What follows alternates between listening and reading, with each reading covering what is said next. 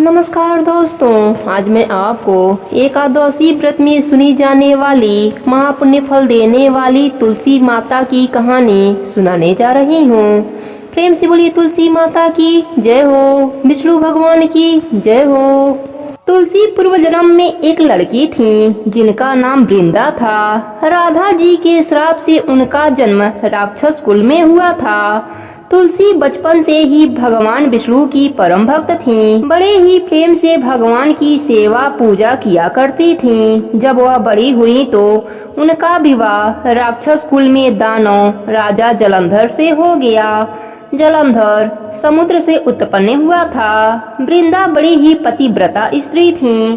सदा अपने पति की सेवा किया करती थीं। एक बार देवताओं और दानवों में युद्ध हुआ। जब जलंधर युद्ध पर जाने लगा तो वृंदा ने कहा, स्वामी आप युद्ध पर जा रहे हैं, आप जब तक युद्ध में रहेंगे मैं पूजा में बैठकर आपके जीत के लिए अनुष्ठान करूंगी, और जब तक आप वापस नहीं आ जाते मैं अपना संकल्प नहीं छोड़ूंगी।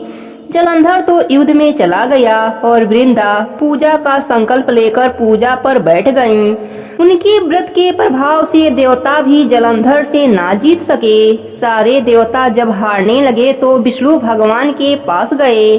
सबने भगवान विष्णु से प्रार्थना की तो भगवान विष्णु कहने लगे कि वृंदा मेरी परम भक्त है, मैं उसके साथ छल नहीं कर सकता।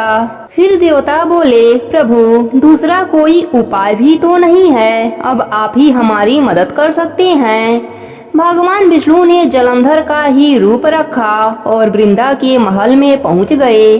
जैसे ही वृंदा ने महल में आया हुआ अपने पति को देखा, वह तुरंत पूजा पर से उठ गईं और उनके चरणों को छू लिया। जैसे ही उनका संकल्प टूटा, युद्ध में देवताओं ने जलंधर को मार दिया और उसका सिर काटकर अलग कर दिया। उसका सिर वृंदा के महल में गिरा। जब वृंदा ने देखा कि मेरे पति का सिर तो कटा पड़ा है, तो फिर यह जो मेरे सामने खड़े हैं यह कौन है? उसने पूछा, आप कौन हो जिसका स्पर्श मैंने किया? तब भगवान विष्णु अपने रूप में आ गए। वह कुछ ना बोले। वृंदा सारी बात समझ गई। उसने भगवान विष्णु को श्राप दे दिया, आप पत्थर के हो जाओ। उसके श्राप से भगवान विष्णु पत्थर के बन गए। सारे देवी देवता हाहाकार करने लगे। लक्ष्मी माता रोने लगी और प्रार्थना करने लगी। फिर वृंदा ने भगवान विष्णु को वापस वैसा ही कर दिया और अपने पति का सर लेकर सती हो गई। उसकी राख से एक पौधा निकला। तब भगवान विष्णु ने कहा, आज से इनका नाम तुलसी है और मेरा एक रूप इस पत्थर के रूप में रहेगा, जिसे शालिग्राम के नाम से तुलसी जी के साथ ही पूजा जाएगा, और मैं बिना तुलसी जी के भोग स्वीकार नहीं करूंगा। जो भी मनुष्य मेरे इस कथा को सुनेगा उसके घर में मैं लक्ष्मी जी के साथ निवास करूंगा। प्रेम से बोले तुलसी माता की जय हो, विष्णु भगवान की जय हो।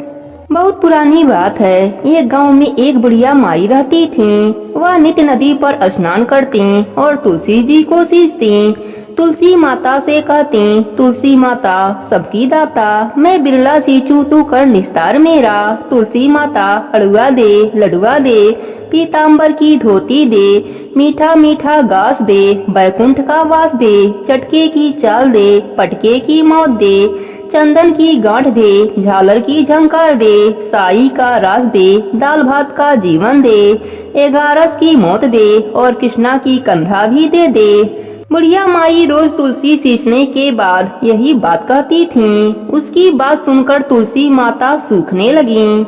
एक दिन भगवान हरि ने पूछा, हे प्रिय, इतनी औरतें तुम्हें सींचती हैं, मीठा भोग लगाती हैं, गीत सुनाती हैं, फिर भी तुम क्यों सूख रही हो?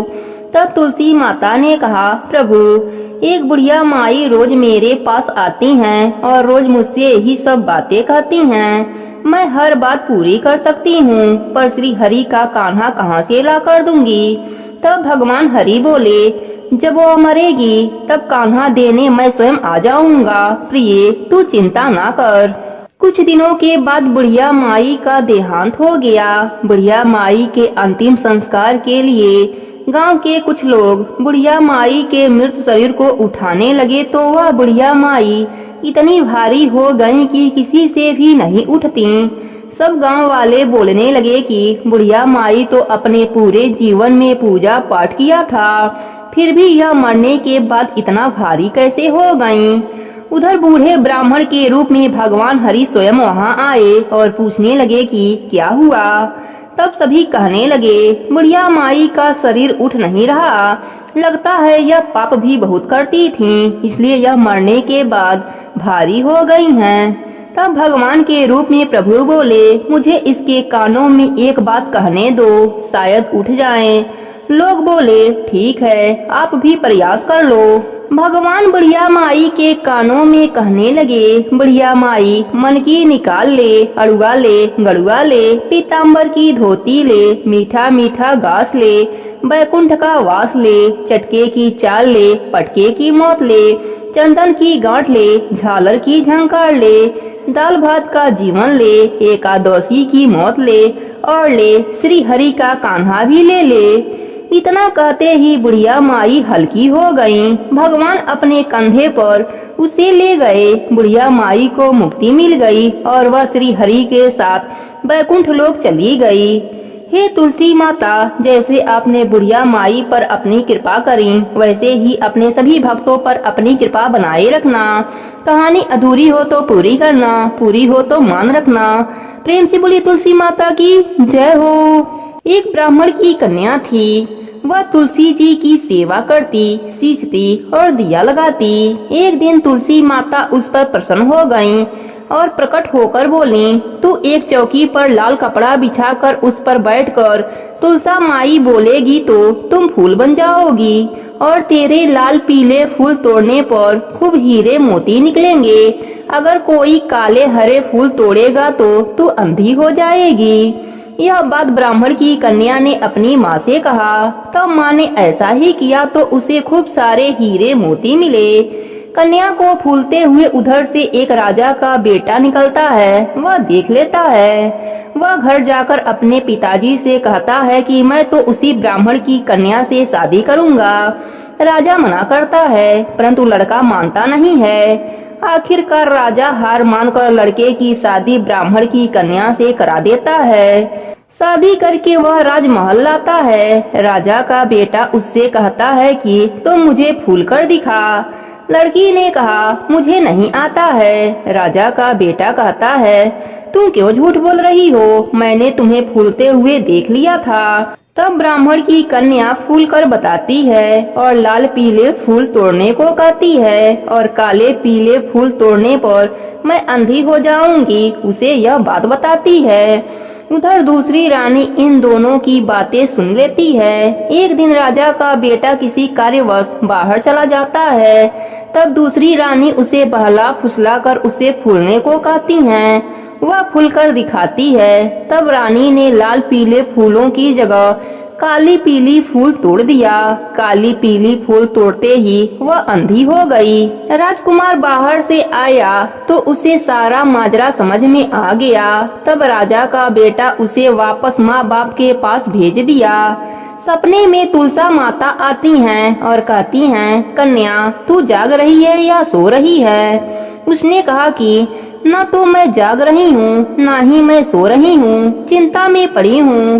तुलसी माता ने कहा, तू वापस तुलसी सींच, तू देखने लगेगी। कन्या ने वैसा ही किया। वह वापस पहले जैसी हो गई। राजा के बेटे को पता चला तो वह उसे वापस गाजे बाजे के साथ महल लेकर आ गया और दूसरी रानी को सजा दिया। हे तुलसी माता, जैसे आपने उसका मान रखा वैसे ही सबका मान रखना। प्रेम से बोलिए तुलसा माता की जय हो। एक लड़की अपने भाई और भाभी के साथ रहती थी। उस लड़की का विवाह नहीं हो पा रहा था। वह लड़की तुलसी माता की बहुत सेवा करती, नियम पूर्वक तुलसी जी की पूजा करती, वहीं बैठकर तुलसी माता की कथा कहानी करती। लेकिन उस लड़की की भाभी को यह सब पसंद नहीं था। वह हमेशा अपनी ननद को ताने दिया करती कि जब देखो तब तुलसी के पास बैठकर कथा कहानी कहती रहती है, कोई काम धंधा नहीं करती। जब इसका विवाह होगा तो बारातियों को भी तुलसी खाने को दे दूंगी और दहेज में भी तुलसी ही दूंगी। कुछ समय बाद ननद का रिश्ता पक्का हो गया और विवाह का समय भी आ गया, लेकिन जैसा भाभी ने कहा था वैसा ही किया। भाभी ने तुलसी का गमला बारातियों के आगे फोड़कर खाने के लिए दे दिया। ननद रानी तुलसी माता की परम भक्त थी और उसके प्रार्थना करने पर फूटा हुआ गमला स्वादिष्ट भोजन में परिवर्तित हो गए। भाभी अपने ननद को तुलसी की माला गले में हाथों में पहना दिया। भगवान की कृपा से वह हीरे मोती सोने के ज्वेलरी में बदल गए। वस्त्रों के जगह भाभी ने जनेऊ रख दिया जो सुंदर व रेशमी वस्त्रों में बदल गए। इसके बाद ननद विदा होकर अपने ससुराल पहुंच गई। ससुराल में सबने ननद को इतने गहने पहने हुए देखा और इतना सामान लाते हुए देखा तो सब गांव वालों ने ननद की खूब प्रशंसा की। ननद की बहुत प्रशंसा होती। शादी के कुछ दिनों के बाद भाभी अपने पति से कहती है कि अब जाओ अपने बहन को बुला लाओ। वह देखना चाहती थी कि हमने उसकी शादी गरीब घर में की है तो वह कैसे रहती है। भाई के पास अपने बहन को देने के लिए कुछ नहीं था। इस बात से वह बहुत मायूस था, लेकिन वह अपने बहन को लेने के लिए चल पड़ा। जैसे ही वह बहन के घर पहुंचा तो वह सोचने लगा, मैं अंदर कैसे जाऊं? सब लोग देखेंगे तो क्या कहेंगे कि मैं पहली बार बहन के घर आया हूँ और कुछ भी लेकर नहीं आया हूँ। लेकिन तभी छत से बहन ने उसे देख लिया और बहन ने अपने भाई को अंदर बुलाया।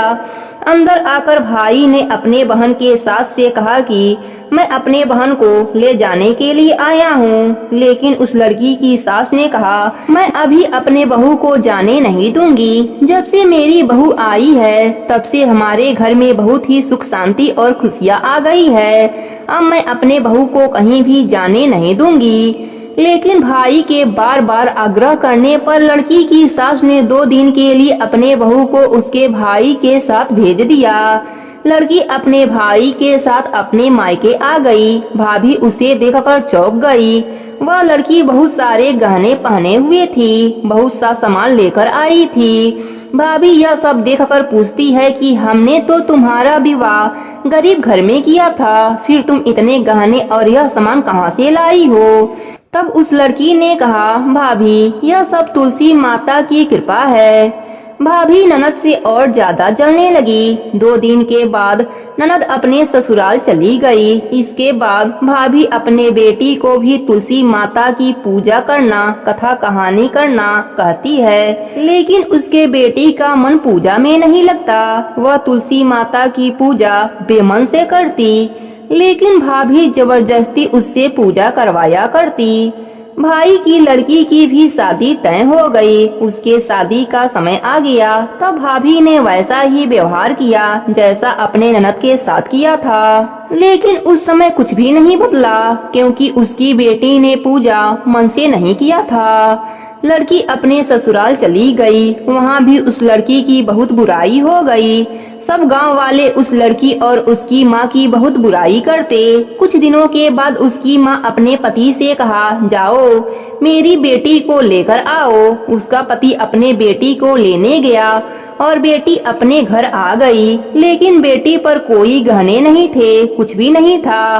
वह बहुत ही गरीब हालत में थी। तो भाभी यह सब देखकर कहती है कि तुमने अपने बहन का विवाह तो अच्छे घर में किया, वह देखो कितनी अमीर है, और अपने बेटी का विवाह गरीब घर में करा दिया। तब भाई कहता है, मेरी बहन ने तुलसी माता की पूजा कथा मन से किया था तो उसे उसका फल मिला, और तुम्हारी बेटी ने तुलसी माता की पूजा बेमन से किया तो उसे वैसा ही फल मिला। जो जैसा करता है उसे वैसा ही फल मिलता है, इसमें किसी की कोई गलती नहीं। हे तुलसी माता, जैसे आपने ननद पर कृपा करी वैसे ही अपने सभी भक्तों पर अपनी कृपा बनाए रखना। कहानी अधूरी हो तो पूरी करना, पूरी हो तो मान रखना। प्रेम से बोलिए तुलसी माता की जय हो। एक समय की बात है, एक गांव में एक पति पत्नी रहते थे। उनके 2 बेटे और एक बेटी थी। बड़ा होने पर दोनों बेटों का विवाह हो गया। बड़ी वाली बहू बहुत ही घमंडी थी, अपने में ही मगन रहती। सास ससुर की बिल्कुल सेवा नहीं करती। छोटी वाली बहू बहुत ही शांत स्वभाव की थी। सास ससुर की हमेशा सेवा करती, सुबह उठती, तुलसी सींचती, दीपक जलाती और कथा कहानी कहती थी। उसका पति कुछ भी नहीं कमाता, बड़ा वाला बेटा कमाता और उसी के पैसों से घर का खर्चा चलता था। एक बार बड़ी बहू ने सोचा, ससुर जी भी बूढ़े हो गए, देवर भी कुछ नहीं कमाता, मेरे पति ही अकेले कमाते हैं और पूरे घर का खर्च चलाते हैं, तो मैं ऐसा क्यों करूं? मैं भी अपने पति का कमाई खर्चा नहीं करूंगी। बड़ी बहू अपने सास ससुर से कहने लगी, मैं अलग रहना चाहती हूँ। देवर जी भी नहीं कमाते, आप भी बूढ़े हो गए, मेरे पति की कमाई से ही पूरे घर का खर्चा चलता है, इसलिए मैं अलग रहना चाहती हूँ। बड़ी बहू ने घर का बंटवारा कर दिया। घर का जो भी अच्छा सामान था वह अपने हिस्से में ले लिया, जो भी टूटा फूटा सामान था वह छोटी बहू के हिस्से में दे दिया। सास ससुर और ननद को भी छोटी बहू के हिस्से में दे दिया। पक्के मकान का अच्छा वाला हिस्सा ले लिया और टूटा फूटा हिस्सा छोटी बहू को दे दिया। छोटी बहू बोली, मैं आपके बंटवारे से सहमत हूँ, बस एक मेहरबानी और कर दीजिए। आपके हिस्से में जो तुलसी का पौधा है या तो मुझे दे दीजिए, नहीं तो मुझे वहाँ आकर रोजाना पूजा करने की अनुमति दे दीजिए।